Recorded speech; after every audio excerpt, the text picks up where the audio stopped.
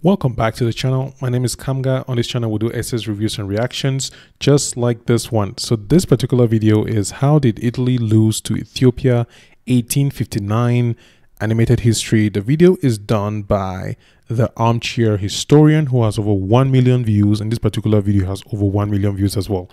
As you can see in the card here on the screen, this video was a recommendation from Johannes G. Mariam. Thank you very much for leaving comments as usual. I will love the comments. I haven't responded to a bunch of my comments just because it's flooding. Is it flooding or flooding? Can't pronounce the word. I think it's a flood. So it's flooding. Yes. So we recently just crossed the 2,000 subscriber mark. I think by now we should be around 2,100 and something, maybe more. I don't know. But you're enjoying these videos. I'm enjoying making them. Thank you for being here. So Johannes did make mention for me to do this video. Excuse me. And so we are here. We're going to be doing this reaction to the war. So why did this happen? I did a couple of reactions so far to you know what? This is what happens when you talk all day. I work full-time job as a customer service agent, and sometimes I spend my whole day either typing or talking. And this kind of thing happens. But that's beyond the point. The point is, okay, my face is right there. The point is, we're going to do a reaction to how did Ethiopia win against the Italians. So why this reaction video? If this is the first time that you're coming to the channel, you probably have no idea. But if you've been around for a bit, you surely know that I've been doing a lot of reactions to Ethiopian content. I did a geography now Ethiopia. I did the very first video that I did was a reaction to a video by my friend Nadine, a Cameroonian YouTuber, who talked about her experience in Ethiopia. Till this day, I still get comments of people talking about it. She went to Ethiopia, she lived there for a few months, and she shared her personal experience about the place. And her personal experience is being misconstrued, and I guess there's some context that is missing in the way she approached a lot of things. So you need to check out that video. I'll put it here. Comments are they're not very nice. Not all of them. But anyway, so I did that video, and then I was like, oh wait, people here are telling me about Ethiopia and how different things are. Why don't I find out more? So I did a reaction to a song because somebody recommended, hey, do the reaction to this song. You're going to like it, which was Tikur Sew, Black Man by Teddy Afro. So did that one, then did a concert version of that song. And then now we are doing even something better. We're going to find out how did Italy lose the war to Ethiopia? Because one of the things that stood out in Tikur Sew is basically the song is a representation of this war, the Battle of Adwa. So let's find out. All right. Let's find out. How did Italia lose to Ethiopia? 1985 animated history. This is it, people. This is it. This video is sponsored by Brilliant. More on that later. Hi, I'm Griffin Johnson, the Armchair Historian. Today's video, how did Italy lose against Ethiopia? Ooh, there's some cool graphics, man. The Armchair Historian. I like a name. It's like pretty ironic. During the scramble for Africa, every indigenous nation that was invaded by European powers fell within a matter of decades, all except one, the ancient empire of Ethiopia, also known as Abyssinia. People did mention this particular fact that it was known as Abyssinia, and then as they mentioned it, I remember actually I knew about this back in primary school, but then the whole point of me making these videos is because I think that there's so much more about the African continent and many countries that even Africans don't know. So I'm loving to discover. I love how much you discover about this Abyssinia. As the world watched, the supposedly primitive Ethiopians were able to repel a modern European army. How? This defeat was grave and humiliating, and many were puzzled as to how it could have occurred. I like how he's just chill, like he doesn't... Before we start analyzing this defeat, let's get some background on the cause of the invasion. In 1869, not long after Italy was unified into one kingdom, the Italians, who felt that they were falling behind in the scramble for Africa, purchased a small port on the Red Sea from the local Eritreans, and began expanding outwards. In approximately 20 years, they controlled a significant port. Alright, I need to fix this so you can see these dates, because I think they're pretty relevant to what he's talking about, and I don't want you to miss out on anything. So you're going to go back a little bit. Fix this. Portion of East Africa outwards. Purchased a small port. who 69 this defeat, let's get some background on the cause of the invasion. In 1869, not long after Italy was unified into one kingdom, the Italians, who felt that they were falling behind in the scramble for Africa, purchased a small port on the Red Sea from the local Eritreans and began expanding outwards.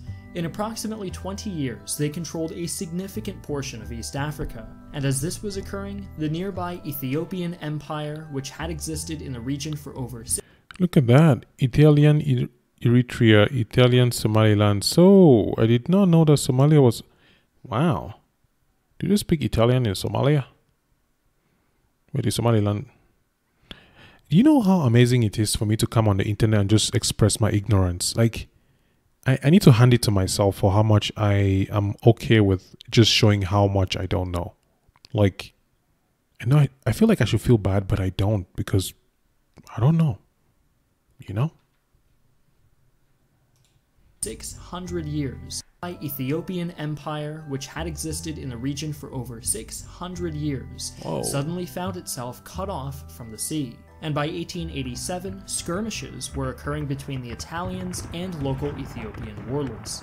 This culminated in the Battle of Dogali, in which an Italian column was ambushed and destroyed by the Ethiopians. After this, the Italians were determined to pacify Ethiopia, and they saw their chance when its emperor...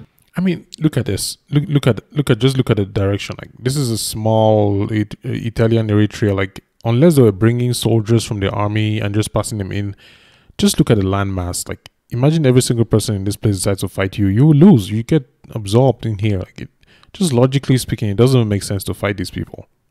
Like, I guess it's because we're thinking that they were primitive, right? Serves them right. Died, and the throne was pacify Ethiopia, and they saw their chance when its emperor died, and the throne was claimed by the Italian-supported Menelik II.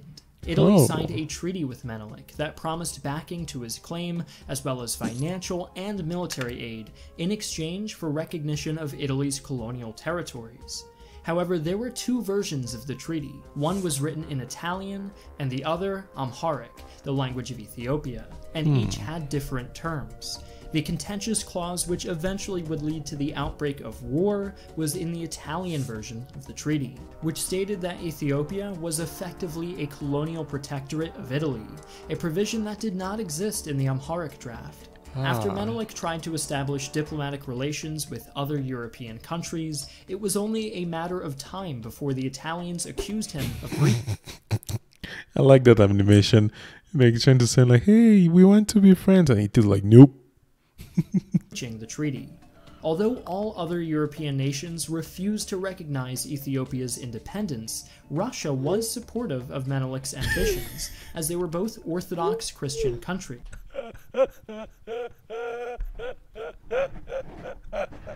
Look at that. Russia was supportive Send of guns. Menelik's ambitions. I'm busy. As they were both Orthodox I'm Christian Orthodox. countries. I'm coming over. War finally came in December of 1894, when a group of Ethiopian insurgents under the leadership of a local king attacked an Italian fort in the colony of Eritrea. In response to this, the Italians sent expeditions into Ethiopia, an act which served as a declaration of war. The leader of this expedition, General Oresta Baratieri, had previous military experience in the wars of Italian unification and in Eritrea. Baratieri's expedition of 20,000 men was composed of both Italian soldiers and local Eritrean auxiliaries, who were mostly equipped with the nearly outdated Vetterli rifle, which used a black powder cartridge. Although Baratieri's expedition encountered initial success... Do you see how this doesn't make sense? Like, you want people to fight your war. You're having neighboring countries fight a war that is yours, and you don't even equip them. Like, I don't like war. I don't think it's necessary, even though it exists. But if you're going to fight a war, at least prepare your soldiers. Like, come on. Really?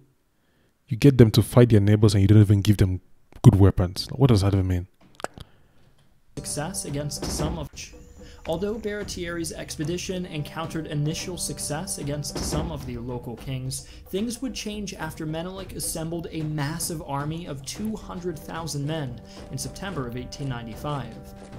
Though they were armed with spears and swords, about half of them were armed with modern rifles, which had been purchased from the Russians. Interestingly, the Ethiopians, all things considered, were better equipped than their Italian counterparts, who were unaware of this due to Menelik's cunning. He led the Italians to believe that Ethiopia was a completely primitive country on the brink of collapse. 48 laws of power. There's a law that talks about this. Even in the War of Art, the Art of War, which I have a review on the channel that people hate. It's my most disliked video and my most viewed video. You should check it out. I'll put a link somewhere. But, you know, hiding your strength is a strength. Get it?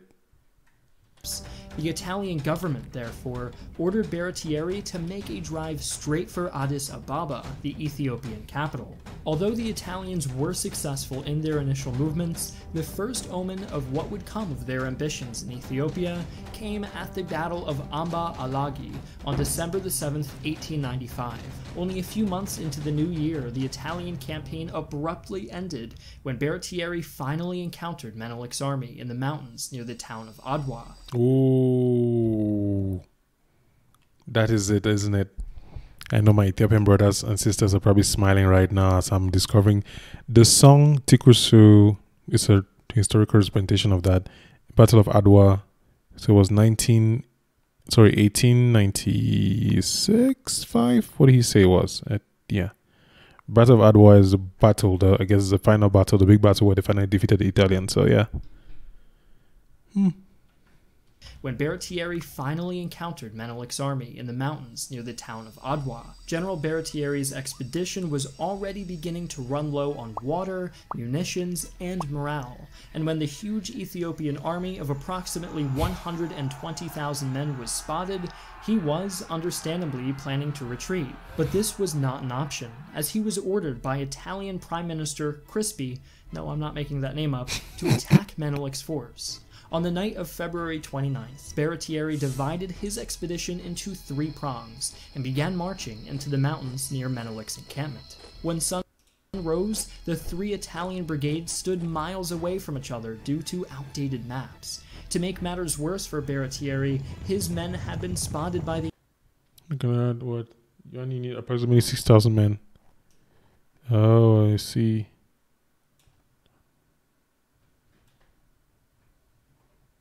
enemy and were in no position. To make matters worse for Baratieri, his men had been spotted by the enemy and were in no position to create the crossfire situation. Wait, one unit is approximately 6,500 men. Do you see that this is 6,500, this is 1,300, 13,000, this is about, say, 20,000. 6,500, so 1, 2, 3, 4, 5, 6, 7, 8, 9, 10. Let's just, it's 20,000, at least 10 times. Let me see, 3. 1, 2, 3, 4. What is the king? 1, 2, 3, 4, 5, 6, 7, 8, 9, 10, 11, 12, 13, 14. Well, basically, it's a lot of people. Let's just put it that way. Let's just put it that way. That they had originally planned. Were in no position to create the crossfire situation that they had originally planned. Rather, the left brigade found itself under heavy rifle and artillery fire, and the Ethiopians had positioned themselves at higher elevation. The other brigades did not arrive in time to support, and the Italian left was annihilated in a series of charges.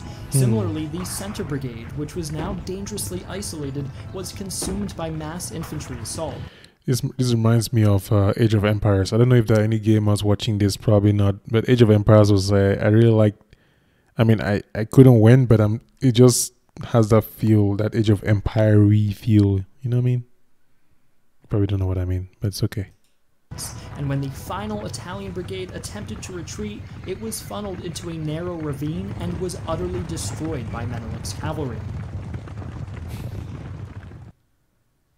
Did you know you can receive free cell phone service? I did not know I could receive free cell phone services, but I don't want to find out right now, alright?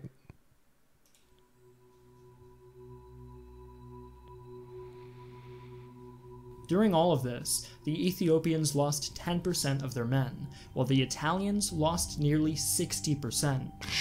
After this decisive defeat, Baratieri But I mean, if you think about it logically, right? Lost nearly 60%. Overall, Ethiopians had about, say, 200,000 people, I think. And Italy maybe had about 20,000, probably more. But these numbers don't adequately represent the number of people, because 10% of 200,000 is not the same as 50%. 10% of 200,000 is what, 20,000, right? 50% of 20,000 will be 10,000. So it might still be a larger volume of the people lost, but relatively speaking, it's not going to be the same. But I don't know. I don't know me anything now, so it's all right. After this decisive defeat, Baratieri retreated back into Eritrea, but was not pursued by Menelik, who wanted to preserve his strength. When news of the disaster at Adwa reached Italy, there were mass riots and protests against Crispi's administration. Italy was forced to sue for peace, and after some negotiation, the two nations signed the Treaty of Addis Ababa, which demanded little from the Italians except the recognition of Ethiopian independence.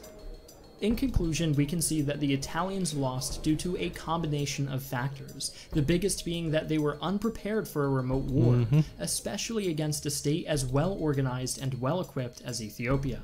The Battle of Adwa serves as a perfect microcosm through which to view the First Italo-Ethiopian War. Adwa was a hasty, ill-conceived operation undertaken by a force with inadequate planning against a numerically superior enemy that was incorrectly perceived, at least by the Italian government. A secondary reason for the I love the way they do the diagrams. Look at this cool animation. Like, graphics are pretty chill, I think I like the word chill a lot. I should stop using it. I need to increase my vocabulary. Ethiopian victory was Menelik's foresight, government. A secondary reason for the Ethiopian victory was Menelik's foresight, as he had been stockpiling modern weaponry for years after Ethiopia had been devastated by a British invasion in 1868. In the long term, 1868, that was what? This is 1896, 68, that was over 30 years earlier. Yeah, like about 28, 30 years, 32 years earlier. So this guy's just been preparing. Like, you learn from your mistakes, you learn from your failures, and just prepare. Be prepared. Those who know the where that thing is coming from, let me know in the comment section if you know. Term Ethiopian hegemony would British invasion in 1868. In the long term, Ethiopian hegemony would not last, as the rise of fascism and revanchist rhetoric after the First World War made it clear that Italian affairs in East Africa were not over. King Menelik II has gone down in history as one of the most innovative leaders in Africa. His methodical approach to solving strategic and bureaucratic issues allowed him to conduct the war against Italy successfully and develop Ethiopia into a modern state with electricity, infrastructure, and financial institutions. It is the same methodical approach that our sponsor, Brilliant, offers along with mathematics, science, and... Alright, I think that's enough for us today. We were able to get the gist of the war. The Italians took over Eritrea. Is it Eritrea? Eritrea, I hope. And then Somaliland. And then they were like, let's just take over Ethiopia. And they tried to get in. And they were like, yeah, these are primitive people. They don't know anything. And they lost because they didn't, first of all, numerically superior. And then they had a great king who was able to lead them through battles. Well, makes sense now. 1895 Battle of Adwa. I guess the Battle of Adwa was the last battle. It wasn't like there was a whole war, different stages, which there was some pretty cool graphics to describe this, right? It was pretty chill. I used chill again. Anyway, it was nice. I think at this particular point, I have a better understanding of how that war went down. Somebody recommended me a book. I put it on my to-buy list. I haven't bought it because I don't yet have that kind of money. But if you liked this video, if you're from Ethiopia and you know your history, let me know how accurate this video was to represent your country, and specifically the history, the Battle of Adwa, and how the Italians lost the war to King Menelik II. You see, I didn't even know that it was King Menelik. I just kept hearing Menelik in the song from Tikur Sew by Teddy Afro. Got me just calling Ethiopian names up and down like I should become an honorary Ethiopian. But yeah, that was the goal of this video, to find out more about the war, to see what had happened, to really understand what, using this animated history to get the point. So thank you so much for watching. If you have any comments, leave them in the comment section. I leave in the comment section. I may not reply because I'm getting a lot of comment now because the community is growing. We've crossed 2,000 subscribers, which is amazing. The goal is 10,000 as soon as possible. So if you like this video and you want to help me out, share it with somebody, or just leave a comment in the section. Just let me know how you feel about this, what you thought about the video, and what you would like to see on the channel. What do you want me to react to? But if you don't want to do any of that, just like the video. That'll be more than enough for me. All right. Thank you so much for being here. Remember, do your best. Let God take care of the rest. And once there is life, there is hope. I'll see you in the next video. Peace.